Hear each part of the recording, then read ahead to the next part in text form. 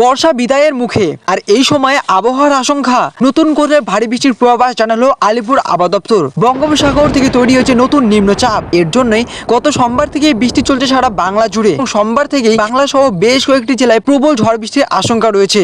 গত বৃহস্পতিবারের নিম্নচাপটি ওড়িশায় আছড়ে পড়ার পর থেকেই নিম্নচাপটি ক্রমশই বাংলার বিভিন্ন জেলায় ঢুকতে চলেছে। এই মুহূর্তে নিম্নচাপটি উড়িষ্যা থেকে বেরিয়ে বিহার সংলগ্ন এলাকায় অবস্থান করছে। আবহাওয়া দপ্তরের সূত্রের অনুসারে নিম্নচাপটি আরো পূর্বে বাঁক খেয়ে বাংলায় কালকের মধ্যেই ঢুকতে চলেছে। এর জেরেই বাংলার উত্তরবঙ্গ থেকে শুরু করে দক্ষিণবঙ্গের বেশ কয়েকটি জেলায় বেশ ভারী থেকে অতি ভারী বৃষ্টির আশঙ্কা রয়েছে। আর যার জন্যই ইতিমধ্যে আলিপুর আবহাওয়া দপ্তর বাংলার 5টি জেলায় লাল সতর্কবার্তা জারি করেছে আর 8টি জেলায় কমলা সতর্কবার্তা জারি করেছে।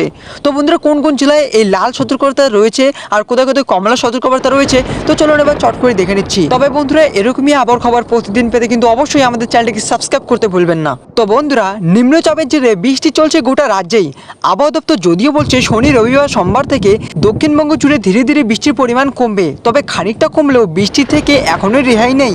শনিবার রবিবার ভারী বৃষ্টির সম্ভাবনা রয়েছে দক্ষিণবঙ্গের একাধিক জেলায়। কোন কোন জেলার সতর্কতা রয়েছে তো চলুন জেনে নেওয়া যাক।